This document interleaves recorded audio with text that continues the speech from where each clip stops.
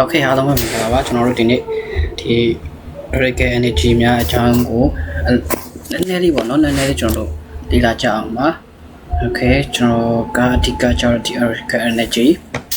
ဘာမှမမျိုးရှိရတဲ့ဒီ Radical အခြေခံ unit လေးတွေရဲ့နောက်တစ်ခုကကျတော့ဒီ basic current ပေါ့နော်ကျွန်တော်တို့ current ဘာမျိုးရှိရဆိုတော့အကြောင်းလေးကိုနည်းနည်းလေးကျွန်တော်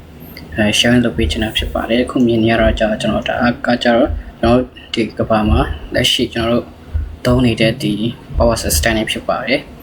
ဒီကောင်ကျတော့ကိုဖြစ်နေမယ်ဒီကောင်ကျတော့ hydro power ဖြစ်နေမယ်ဒီကောင်ကျတော့ solar ဒီကောင်ကျတော့ wind ဖြစ်နေဆိုတော့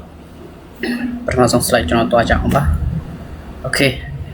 ဒီမှာကျတော့ဒီကျွန်တော်ပြောပြသွားမယ့်အကြောင်းလေးပေါ့နော်ဒီလေးချက်လေးပါဒီလေးချက်မှာကျွန်တော်ကအကြောင်းကြီးကိုကိုယ်ကိုယ်မှပြောသွားမှာတော့မဟုတ်ပါဘူးဒီမှာဆိုဘယ်နှခုရှိလဲဆိုတဲ့အကြောင်းရတာလေး unit တွေအကြောင်းရဲ့ဒီ type of electric current အကြောင်းလေးရဲ့ဆိုတော့ကဒီ basic formula အကြောင်းလေးရဲ့ကိုကျွန်တော်လိုရင်းတူရှင်းလေးပေါ့နော်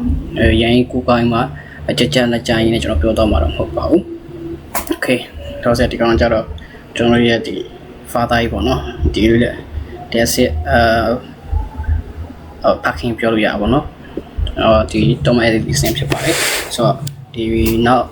ဗီဒီယိုလေးတွေမှာကျွန်တော်ထပ်ပြီးမှလည်းဒီ Tom Edit စင်နဲ့ပတ်သက်ပြီးမှဒီ history အကြောင်းလေးကိုနည်းနည်းလေးခုလိုမျိုး presentation ပုံစံလေးကျွန်တော်လုပ်ပြီးတော့ရှိပါတယ်နော်အခုသူရဲ့တပည့်ဖြစ်တဲ့နီကိုလာတက်စလာဘောနော်သူအကြောင်းနည်းနည်းကျွန်တော်ပြောပြပေးတော့ဖြစ်ပါတယ်ဆိုတော့ဒီမှာကျွန်တော်နည်းနည်းကြညာဝင်ရပါလို့နီကိုလာတက်စလာအကြောင်းမှာထပ်ပြောရလဲဆိုတော့ဒီ Tom Edit စင်နဲ့ဒီနီကိုလာကကြောက်တော့သူတို့ဒီdirect current နဲ့ဒီ alternating current နဲ့ပတ်သက်မှာတို့ရဲ့ဒီဟိုရှိရပါတော့။ the wall of current ဆိုတော့ရှိတဲ့ current wall ဆိုတာရှိရပါတော့။ဆလန်လေးပါရှိရတို့ရဲ့အကြောင်းလေးတွေပေါ့နော် history ရဲ့အကြောင်းလေးရှိရ။ ခေါင်းနည်းနည်းလေးအကျဉ်းကျွန်တော်ပြောပြပေး